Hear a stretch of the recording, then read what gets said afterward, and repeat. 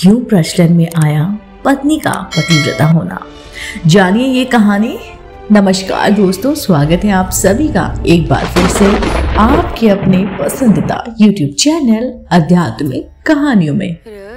दोस्तों, आज इस हम वीडियो में बात करने वाले हैं कि क्यों आखिर प्रचलन में आया पत्नी का पतिव्रता होना।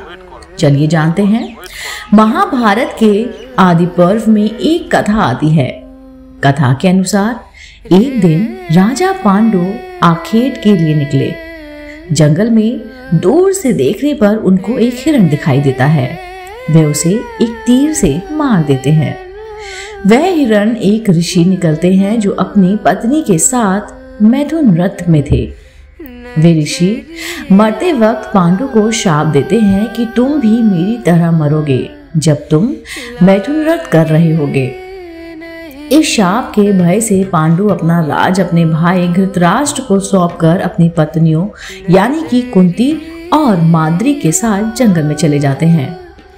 जंगल में वे सन्यासी का जीवन जीने लगते हैं, लेकिन पांडु इस बात से दुखी रहते हैं कि उनकी कोई संतान नहीं है और वे कुंती को समझाने का प्रयत्न करते हैं कि उसे किसी ऋषि के साथ समागम करके संतान उत्पन्न करनी चाहिए। कुंती पर पुरुष के साथ नहीं सोना चाहती तो पांडु उसे यह कथा सुनाते हैं। प्राचीन काल में स्त्रियां स्वतंत्र थी और वे जिसके साथ चाहें उसके साथ समागम कर सकती थी, जैसे पशु और पक्षियां करते हैं। केवल ऋतुकाल में पत्नी केवल पति के साथ समागम कर सकती है, अन्यथा वह स्वतंत्र है। यही धर्म था जो नारियों का पक्ष करता था और सभी यह इसका पालन भी करते थे। लेकिन यह नियम बदल गया है। उदालंग नाम के एक प्रसिद्ध मुनि थे जिनका श्वेत केतु नाम का एक पुत्र था। एक बार जब श्वेत केतु अपने माता पिता के साथ बैठे थे, तभी एक परिव्राजक आया और श्वेत ऋतु की माँ का हाथ पकड़कर बोला, आओ चले।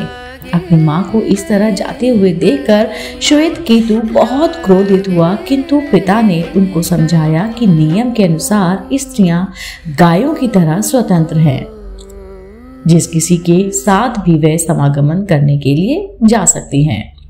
बाद में इन्हीं श्वेत केतु द्वारा फिर ये नियम बनाया गया कि स्त्रियों को पति के प्रति वफादार होना चाहिए और पर पुरुष के साथ समागम करने का पाप भ्रूण हत्या की तरह होता है। तभी से सभ्य समाज पर जोर दिया जाने लगा और समाज में परिवारवाद को बढ़ावा मिला। सभ्य परिवार से सभ्य समाज का जन्म हुआ और इस तरह एक सभ्य राष्ट्र जन्मा। हमारे वैदिक ऋषियों ने समाज को सभ्य बनाया। आखिर कौन थे श्वेत केतु? चलिए जानते हैं। गौतम ऋषि के वंशज और उदालक आरुणि के पुत्र श्वेत केतु की कथा मूलतः उपनिषदों से आती है। वे एक तत्वज्ञानी आचार्य थे। पांचाल देश के निवासी श्वेत केतु की उपस्थिति राजा जनक की सभा में भी मिलती है। मतलब यह है कि वे रामायण काल में भी हुए थे। अद्वैत वेदांत के महावाक्य तत्वमसि का वचन उनके पिता के मुख से ही हुआ था। ऋषि अष्टावक्र के भाजने श्वेत केतु का विवाह देवल ऋषि की कन्या सुवचरला के साथ हुआ था। श्वेत केतु ने ही समाज में यह नियम बनाया था कि पति को छोड़कर दूसरे पुरुष के साथ और उसके पास जाने वाली स्त्री तथा अपनी पत्नी को छोड़कर दूसरी स्त्री से संबंध कर लेने वाला पुरुष दोनों ही भ्रूण हत्या के अपराधी माने जाएंगे।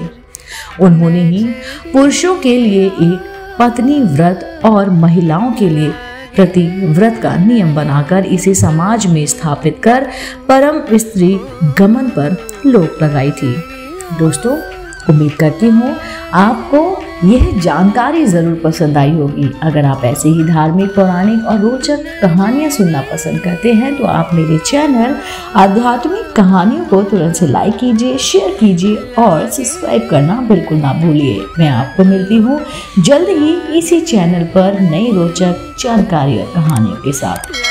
आप देख रहे थे आपका अपना पसंदीदा YouTube चैनल आध्यात्मिक कहानियाँ।